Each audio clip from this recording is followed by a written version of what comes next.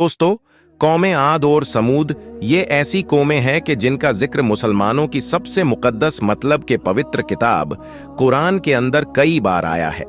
ये ऐसी कौमें थी कि जिनके बारे में बताया गया है कि उनके इंसान हद से ज्यादा ताकतवर और लंबे चौड़े होने की वजह से जमीन से पेड़ों को उखाड़ लें या फिर इसके अलावा पहाड़ों को तराश कर उससे खूबसूरत और आलीशान इमारतें बनाने पर कादिर हुआ करते थे।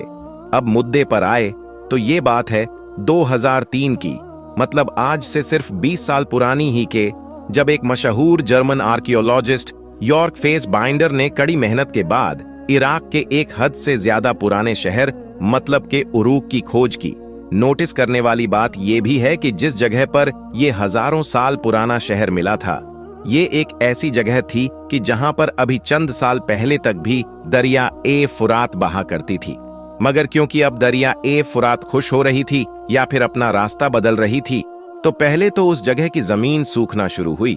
और बाद में उसी जमीन ने अपने अंदर से पता दिया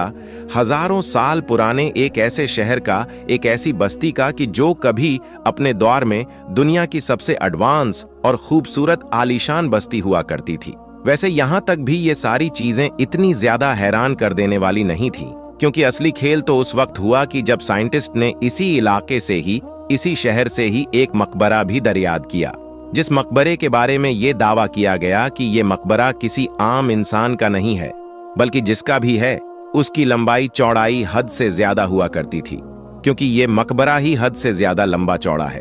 जैसे ही वैज्ञानिक ने इस मकबरे और इस मकबरे से जुड़ी हुई चीजों के बारे में दुनिया को बताया था, वैसे ही खास तौर से पूरे यूरोप मतलब के वेस्टर्न वर्ल्ड में काफी हंगामा मचा था। लोगों को शक तो पहले ही होने लगा था और बाद में वैज्ञानिकों ने भी मुहर लगा दी कि हाँ, ये मकबरा किसी और का नहीं बल्कि निफेलियम का है।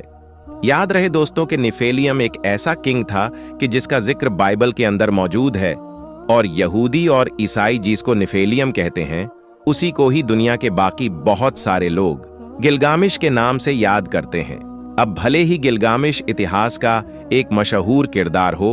और दुनिया की बेशुमार किताबों में उसका जिक्र और उसकी कहानियां मौजूद हो, लेकिन जाहिर है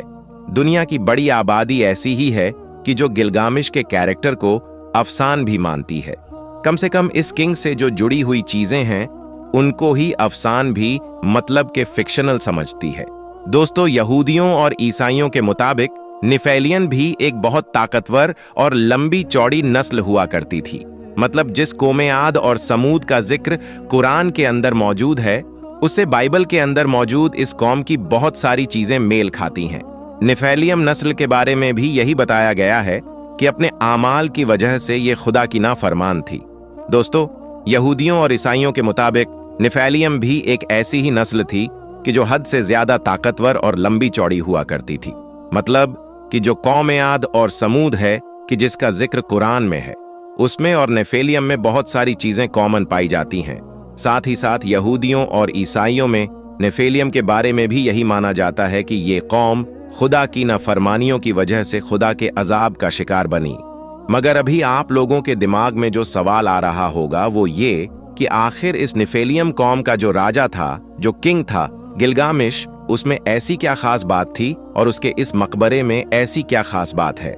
और आखिर ऐसा भी क्या हुआ कि इराक में उरूब जैसा ये पुराना शहर मिलने के सिर्फ एक हफ्ते के बाद ही पूरी टीम को यहां से भागना पड़ा था। सन 2019 में इसी मकबरे से जुड़ी हुई एक यूएस स्टेट डिपार्टमेंट की ईमेल इंटरनेट पर क्यों वायरल हुई, उससे ऐसा भी क्या खुलासा हुआ कि जिससे आम लोगों की दिलचस्पी इस मकबरे को लेकर एक बार फिर से बढ़ गई। तो दोस्तों, सबसे पहले तो आप लोग ये जान लीजिए कि जो दास्तान गिलगामिश है उसको हमारे इस दुनिया में लिखी गई सबसे पुरानी दास्तान के तौर पर जाना जाता है। वो इसलिए क्योंकि गिलगामिश की जो पूरी दास्तान है, जो स्टोरी है, मतलब कि उसका सफरनामा और उसकी जिंदगी वगैरह के हालात, वो जिन मिट्टी की चीजों पर लिखे गए हैं, वो सारी मिट्टी की चीजें लगभग 2100 ईसा पूर्व, मतलब कि आज से लगभग 4000 से 4300 साल पहले बनाई गई थी। तो जाहिर सी बात है कि दुनिया में ऐसी कोई भी पुरानी दास्तान नहीं पाई जा सकती कि जो इतना पहले लिखी गई होगी। अब ये गिलगामिश था कौन, इसी वीडियो में ही इसके ऊपर भी डिटेल में बात करना तो मुश्किल है। फिलहाल मोटे मोटे तौर पर आप इतना समझ लीजिए कि इराक के अंदर जो हजारों साल पुराना उरूक नाम का शहर मिला है, ये उसी शहर का 5वां और सबसे मशहूर बादशाह माना जाता है। और जैसा कि मैंने आपको पहले भी बताया कि उरूक नाम का ये जो शहर है, इसके बारे में यहूदियों और ईसाइयों के अंदर जो चीज़ें पाई जाती हैं, जो इन्फॉर्मेशन मौजूद है, वो मुसलमानों के यहाँ जो कौमे आद और समूद वगैरह का जिक्र है उससे काफ़ी मेल खाती है। तो गारंटी तो नहीं दी जा सकती, लेकिन काफ़ी हद तक ये कहा जा सकता है कि मुमकिन है कि इनके बीच कोई ना कोई कनेक्शन रहा होगा। यहूदियों और ईसाइयों में पाई जाने वाली रिवायतों के मुताबिक ये जो गिलगामिश था, ये हद से ज्यादा लंबा चौड़ा था, ताकतवर भी बहुत था, बल्कि इसके पास तो बहुत सारी अलग तरह की स्पेशल ताकतें भी थीं और ये हद से ज्यादा जालिम भी था। मगर शुरुआत में ये जितना ज्यादा जालिम और अय्याश था, आखिरी वक्त में उतना ही ज्यादा रहमदिल भी हो गया था। आखिरी जिंदगी इसने लोगों की खिदमत करते हुए ही गुजारी थी। उसकी वजह यही थी कि क्योंकि इसने जिंदगी में ही कभी न खत्म होने वाली जिंदगी हासिल करने की कोशिश की थी, मतलब मौत से टकराने की कोशिश की, और वो अपने इस सफर में तो कामयाब नहीं हो सका था, लेकिन इस सफर की वजह से उसने सीखा बहुत कुछ और उसका दिमाग, उसका दिल पूरी तरीके से बदल गया था। साथियों, हजारों साल पहले मट्टी पर लिखी गई गिलगामिश की इसी दास्तान में यह भी बताया गया है कि जब गिलगामिश की मौत हुई थी तो इसकी कब्र में इसके साथ साथ इसकी बीवी, नौजवान कनीज, चहीते बेटे, इसके खास बावर्ची नाई और खास मुलाजिम को भी इसके साथ ही दफना दिया गया था। हजारों साल पुराने इसी दास्तां से ही इस बात का भी पता चलता है कि गिलगामिश दरअसल दरियाए फुरात के नीचे दफन है। यही वजह है कि अहले किताब मतलब के यहूदियों और ईसाइयों के दरमियान गिलगामिश को लेकर न सिर्फ बहुत सारे किस्से कहानियों ही हमेशा से मशहूर हैं, बल्कि उसके मकबरे से रिलेटेड भी अलग अलग थ्योरीज घूमती रही हैं। यही वजह ही थी कि आर्कियोलॉजी के फील्ड से ताल्लुक रखने वाले लोगों को लंबे वक्त से गिलगामिश के मकबरे की तलाश भी थी। और जैसे ही इस इलाके में उरूक नाम का शहर मिला, लोगों का इंटरेस्ट बढ़ा और अभी कुछ वक्त ही गुजरा था कि फौरन ही इस इलाके में वो मकबरा भी मिलने की खबरें आने लगी कि जिसको लेकर लोग इधर उधर बातें करते ही रहते थे। 2003 में जब इराक के अंदर एक ऐसे शहर और उस शहर के अंदर भी एक ऐसे मकबरे की दरियाद हुई कि जो गिलगामिश की दास्तान में मौजूद उरूक नाम के शहर और गिलगामिश के मकबरे से बिल्कुल मेल खाता था, तो ये अपने आप में एक बहुत बड़ी बात थी। ये एक ऐसी खोज थी कि जो इतिहास और आर्कियोलॉजी के फील्ड में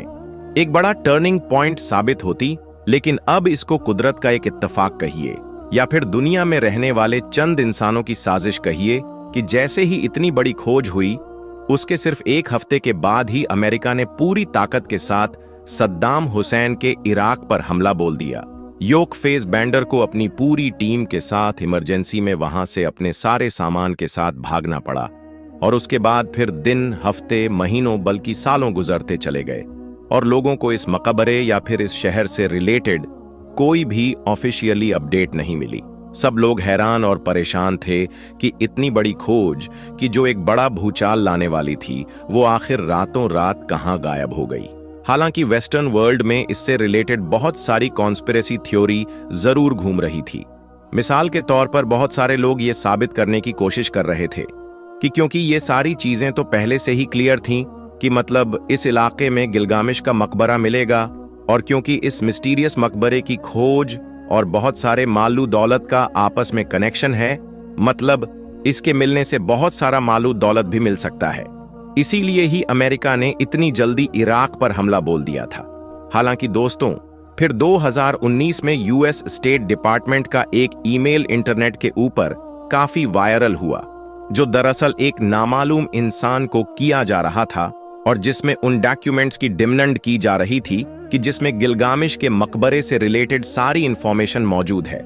और इंटरेस्टिंग बात यह है कि उस ईमेल में भी इस मकबरे को निफेलियम का मकबरा मतलब कि गिलगामिश का मकबरा ही कहकर बुलाया जा रहा है। साथियों, जिसमें इंसान ने इन तमाम चीजों की खोज की थी, उसके खुद के मुताबिक भी अफसोस के साथ अगले लगभग 20 साल तक अब इस पूरी खोज के अंदर कोई भी डेवलपमेंट नहीं हो सका है। वजह साफ है, क्योंकि दरियाएं फुरात के जितने भी सूखे इलाके हैं, मतलब जहां जहां पर दरियाएं फुरात सूख चुकी है, वो सारे इलाके पिछले एक लंबे वक्त से ही वॉर जोन बने हुए हैं। वहां पर किसी ना किसी वजह से जंगें ही हो रही है, या फिर वहां पर जंग लड़ने वाले ग्रुप्स एक्टिव हैं। अभी तक की होने वाली अलग अलग डिस्कवरीज ये बात तो क्लियर कर चुकी है कि हाँ, गिलगामेश नाम का कोई बादशाह सच में इस दुनिया में हुआ करता था, लेकिन वो किस तरह का था और उसके साथ जुड़ी हुई जो दास्तां है उसमें क्या सच्चाई है, क्या झूठ है, ये सब कुछ तो उरूक नाम का वो जो शहर है उसकी खुदाई के बाद ही जाना जा सकता है। और ये सारी चीजें तभी मुमकिन है कि जब इराक, सीरिया और इस पूरे इलाके में अमन कायम हो। फिलहाल दोस्तों, आपकी इस वीडियो के बारे में क्या राय है कमेंट में जरूर बताएं, और इस वीडियो को ज्यादा से ज्यादा अपने दोस्तों में शेयर करना ना भूलें। हम मिलते हैं आपसे एक और ऐसे ही नई वीडियो में, तब तक के लिए अल्लाह हाफिज।